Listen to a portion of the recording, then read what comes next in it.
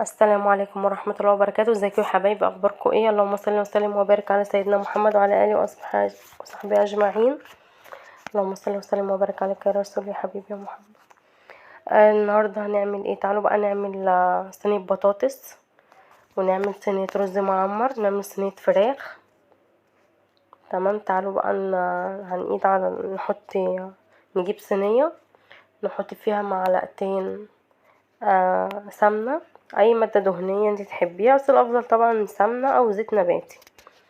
تمام. ونقطع فيها بصلاية ونسبكها على البوتاجاز، وبعدين نحط عليها البطاطس. في طريقة كده، وفي ناس تانية بتحب تعملها اللي هو ايه، ني في ني. يعني ازاي ني في ني يا دعاء؟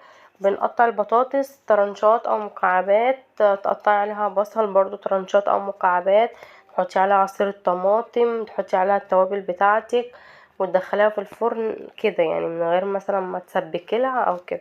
احنا بنحبها مسبكة، يعني ساعات بتطلب معانا ني في ني، بس الافضل بنحبها مسبكة. تمام.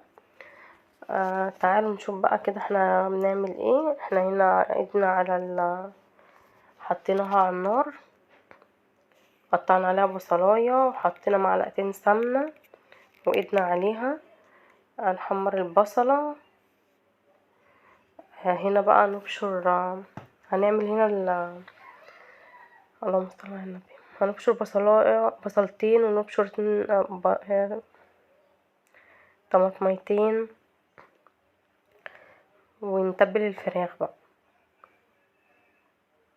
ممكن نحط خل على التتبيلة، معلقة خل، نحط معلقة صلصة، نحط صويا صوص، نحط ملح، نحط بهارات.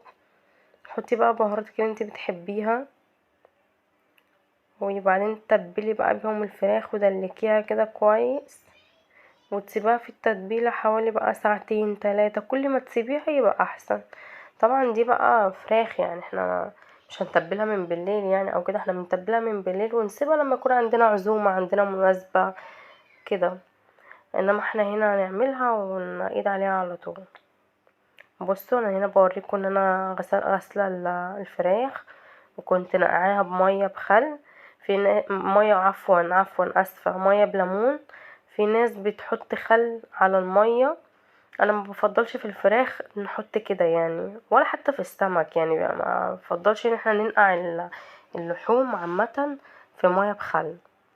ممكن نحط شويه ميه، نحط عصرة ليمونة، ونسيب فيها الفراخ شوية دقيق. عايزة اقولكم الدقيق والجنزبيل بيبقى تحفة تحفة تحفة في زفارة الفراخ، والبط والرومي والحاجات دي بيبقى بجد حاجة يعني عبقرية. بصوا هنا احنا بنحط التوابل بتاعتنا. نقول تاني التوابل: ملح، فلفل اسمر، بهارات 7 بهارات. عايز تحطي بهارات فراخ حطي. انا هنا حطيت معلقة صلصة، حطيت معلقة خل، حطيت معلقة صويا صوص. لو عندك دبس رمان بيبقى جميل جميل برضو. هنا بقى ننزل على الفراخ بيهم، وندلك الفراخ، نحط تحت الجلد، نحط من قلب الفراخ دي وراك عموما مش فراخ، نتبلها كويس، وهندخلها برضو الفرن. ممكن بقى لو احنا مستعجلين قوي نديها غلوة على النار، يعني ما تديها غلوة على النار كده بتبقى حلوة قوي برضو. يعني مش بيبقى حلوة في الطعم، لا هي بتفرق في التسوية. يعني مثلا لو هتقعد في الفرن ساعتين 3، هنا لا بتقعد مثلا نص ساعة بكتير قوي. يعني انا لما اكون مستعجلة بعملها بالطريقة دي.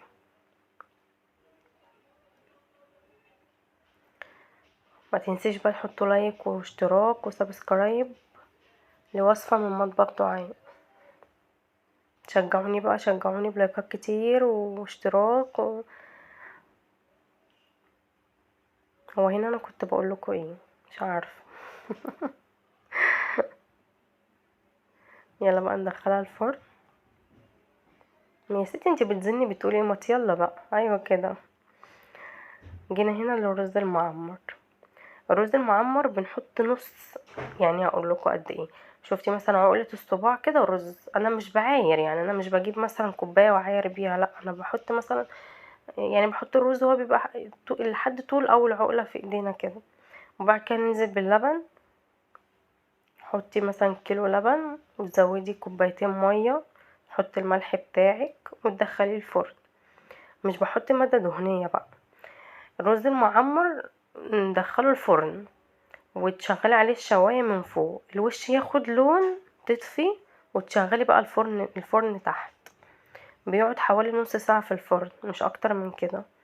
اول ما بيستوي خلاص واحنا يعني شايفينه استوى وفاضل 5 دقايق مثلا نطفي عليه، بنطلعه من الفرن، ندهن وشه سمنة ونخرم كده مثلا بالمعلقة او بالسكينة ونحط سمنة على الوش، معلقتين سمنة مثلا، وندخله تاني لحد ما السمنة تسيح وتتغلغل كده في الرز، وبعد كده بنطلعه.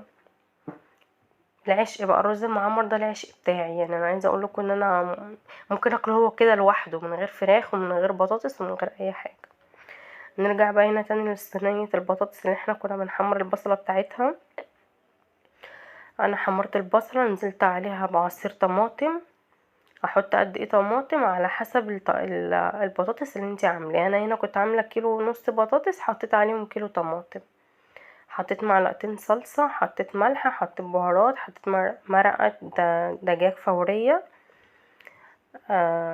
حطيت فصين توم. انا اسفة نسيت اقول لكم في الفيديو ان انا حطيت فصين توم، نسيت اصورها يعني. بعد كده هقلبها واغطيها واسيبها لما تتسبك خالص، بنزل عليها بكوبايتين مية وانزل عليها بالبطاطس. هنا بقى كنت خلصت. بصوا بقى البطاطس تحفة ازاي، البطاطس كانت جميله وكانت دايبه دوب ما شاء الله عليها، كان طعمها جميل جدا. بألف هنا الكل اللي كل منها. بصوا البطاطس عامله ازاي. وده الرز المعمر. الرز المعمر بقى ناخد الوش دوت وبعد كده نشغل عليه الفرن، بيبقى طبعا تحفه تحفه تحفه. وهنا الوراك او الفراخ، بصوا كانت دايبه دوب. معلش بقى انا كنت ماسكه بصور بايد وماسكه المعلقه بالايد التانية. بصوا جميله ازاي، كانت دايبه دوب والله العظيم، اقسم بالله. تنزليها بقى في الصوص بتاعها كده حاجه كده فاخر من الاخر.